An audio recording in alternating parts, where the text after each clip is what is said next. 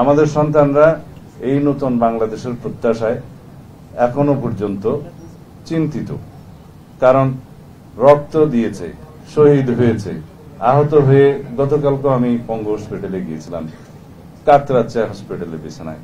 কেন? একটি নতুন সম্ভাবনার বাংলাদেশের জন্য? অবশ্যই। কেন? স্বাধীনতার ঘোষণাপত্রের উল্লেখিত সাম্য, মানবিক মর্যাদা এবং সুবিচারের বাংলাদেশের জন্য? অবশ্যই। কিন্তু এখনো পর্যন্ত আমাদের সন্দেহ আছে সেই বাংলাদেশ আমরা সামনে বিনির্মাণ করতে পারবো কিনা। আমি অস্বীকার করি না, সমাজের সর্বক্ষেত্রে একটি প্রশ্ন আছে, শুধুই কি নির্বাচন দিলে আমরা সেই বাংলাদেশ পাবো? শুধুই একটি নির্বাচন কি আমাদেরকে সেই সমাজ ব্যবস্থা প্রতিষ্ঠা করতে সহযোগিতা করবে? করবে না। কিন্তু নির্বাচন ব্যতি রেখেও তো করবে না। নির্বাচন ছাড়াও তো আমরা সেই সমাজ ব্যবস্থা পাবো না। সুতরাং আগামীতে যেভাবেই হোক আমাদেরকে একটি প্রকৃত, একটি ট্রান্সপারেন্ট নির্বাচন ব্যবস্থার মধ্য দিয়ে, আমি ট্রান্সপারেন্ট আর বাংলাটা ঠিক মতো বলতে পারতেছি না, স্বচ্ছ এবং নিরপেক্ষ এবং ইনক্লুসিভ একটা ইলেকশনের মধ্য দিয়ে কেবল গণতান্ত্রিক সমাজ বিনির্মাণ করা যায়। এবং সেই পরবর্তী সংসদে যাতে সংসদীয় এখন আয়কতন্ত্র প্রতিষ্ঠিত না হয়, সেই জন্য আমাদের সাংবিধানিক প্রয়োজনীয় সংস্কার করতে হবে, যাতে এককেন্দ্রিক শাসন ব্যবস্থার কোনো পতন আবার না হয়, শুরু না হয়, সেটার ব্যবস্থা আমাদের করতে হবে।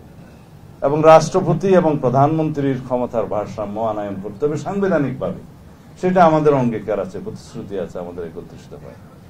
আমাদেরকে এমন একটি পার্লামেন্ট সৃজন করতে হবে যে পার্লামেন্টকে মানুষ মনে করবে যে এটাই দেশের সমস্ত কিছুর আলোচনার কেন্দ্রবিন্দু, যাতে ওটা শুধু বিন্দু না হয়, কেন্দ্র যাতে গণভবনে না হয়, এইটা আমাদেরকে নিশ্চিত করতে হবে। সেই পার্লামেন্টের উপর মানুষ যাতে আস্থা রাখে, সেরকম পার্লামেন্ট আমাদেরকে নিশ্চিত করতে হবে। আমরা অনেক বেশি দিন হারিয়ে ফেলেছি, আমরা অনেক বেশি আত্মত্যাগ করেছি, আমাদের অনেক বেশি বেদনার কাহিনী আছে, কিন্তু সামনের দিনগুলো যেন আমাদের সুখের কাহিনী হয়, আমাদের সন্তানদের জন্য এটা উজ্জ্বল বাংলাদেশের ছবি যাতে আমরা এঁকে যেতে পারি, সেই রকম ব্যবস্থা নিতে হয়। আমি আসলে বাংলাতেও খুব একটা ভালো না, অনেক বছর নির্বাচনে কাটানোর কারণে আমার সব দিকে ভেজাল হয়ে গেছে, আমি কোনোটাই ঠিক মতো এখন উচ্চারণ করতে পারি না। আর যে ভাষাগুলো আসে এগুলো এখানে বললে আমাকে অন্যভাবে চিত্রায়িত করা হবে, দুঃখিত আমি সেই জন্য। আর কিছুদিন সময় লাগবে আমার।